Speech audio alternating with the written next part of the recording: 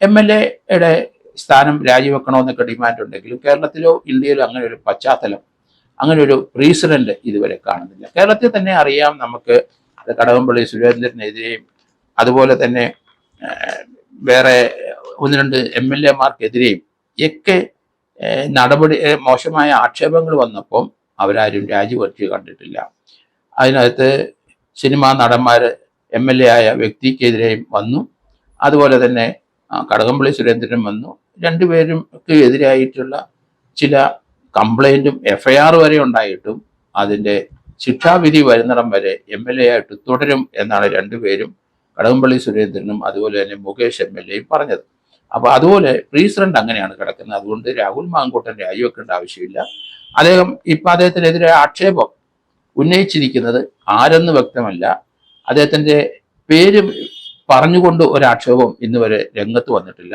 അങ്ങനെ വരുന്ന സമയത്ത് മാത്രമേ പോലീസ് നടപടിയെടുക്കുകയുള്ളൂ. ഏതായാലും പോലീസ് ബുദ്ധിപൂർവ്വം സംയമനം പാലിച്ചു എന്നാണ് ഇതിന് മനസ്സിലാക്കുന്നത്. കാരണം നിയമപരമായി പോലീസ് ഒരു കേസെടുക്കണമെങ്കിൽ റിട്ടേൺ കംപ്ലൈൻറ്റ് കിട്ടണം.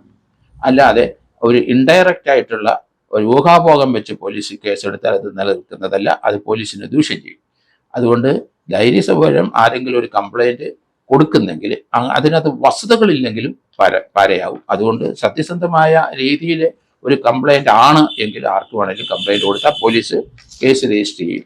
അതേസമയത്ത് ഒരു തന്നെ ഗർഭചിത്രത്തിന് നിർബന്ധിക്കുന്നു എന്നൊരു സ്ത്രീയോട് രാഹുൽ മാങ്കൂട്ടം പറഞ്ഞതായിട്ട് രീതിയിലുള്ള ഒരു പരാതി സെൻട്രൽ പോലീസ് സ്റ്റേഷനിൽ അഡ്വക്കേറ്റ് ഷിൻഡോ ജോർജ് കൊടുത്തിരിക്കുന്നതായിട്ടും കണ്ടു.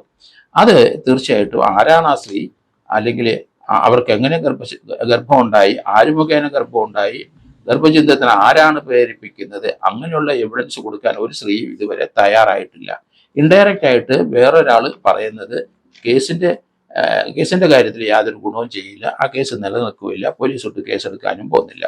അതുകൊണ്ട് ഇതിനകത്ത് ഇപ്പം ആക്ഷേപം ഉന്നയിച്ചു എന്ന് കരുതുന്ന സ്ത്രീ അല്ലെങ്കിൽ ആ സിനിമാ നടി, അവർ ആരുടെയും പേര് വ്യക്തമായി പറഞ്ഞിട്ടില്ല, അങ്ങനെ പറയാൻ ഉദ്ദേശിക്കുന്നില്ല എന്ന് അവർ പറഞ്ഞിട്ടുണ്ട്. അവർ സിനിമാ നടിയായാണ് 916 കുഞ്ഞിക്കുട്ടൻ എന്ന ഒരു സിനിമയിലെ നായികയായിരുന്നു എന്ന് പറയുന്നു. അവർ പല സിനിമയിലും നായികയായിട്ട് അഭിനയിച്ചിട്ടുണ്ട്. അതേസമയത്ത് പത്രപ്രവർത്തകയുമായിരുന്നു.